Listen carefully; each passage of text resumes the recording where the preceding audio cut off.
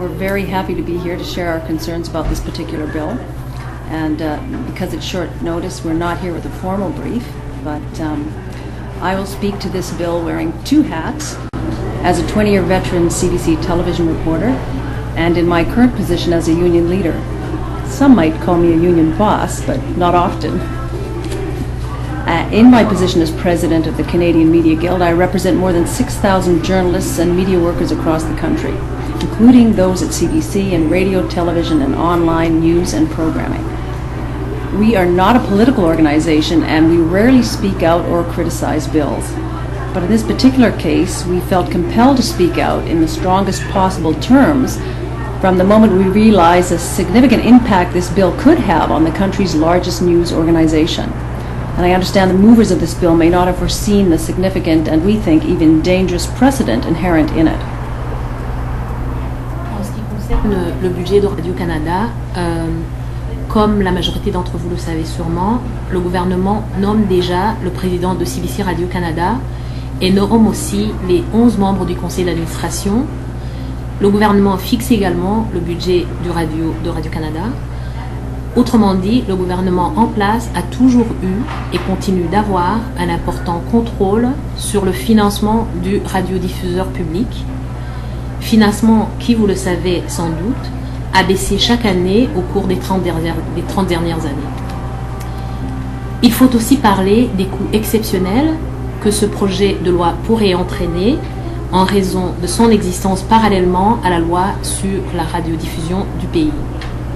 Nous croyons que les conséquences inattendues de ce projet de loi pourraient être en conflit avec la loi et plus inquiétant encore, qu'elle pourrait réduire l'indépendance qui est essentielle au service de l'information et des nouvelles. Voici à cet effet une citation du président de CBC Radio-Canada devant le comité permanent des finances aux communes. Donc je cite: « L'indépendance de la société, donc Radio-Canada, est considérée comme étant si fondamentale pour son bon fonctionnement que la loi protège notre société de l'obligation de remettre au ministre des Finances ou au Conseil du Trésor des renseignements qui pourraient porter atteinte à la liberté d'expression ou à l'indépendance en matière de journalisme, de création ou de programmation dont jouit la société dans la réalisation de sa mission et l'exercice de ses pouvoirs. » Fin de citation. Ces termes de la loi sur la radiodiffusion réitèrent essentiellement le fait que la production de nouvelles constitue une activité unique qui est particulièrement susceptible face à l'empiétement du gouvernement, si bien que la loi interdit des liens plus étroits avec le gouvernement et le radiodiffuseur public, que ces liens soient financiers ou autres. Ce que cela veut dire aussi, c'est que même si le projet de loi devient loi, cela pourrait signifier des années de bataille juridique coûteuse, à même les deniers publics, pour déterminer comment cette partie du projet de loi sur la radiodiffusion comment cette partie du projet et la loi sur la radiodiffusion peuvent coexister.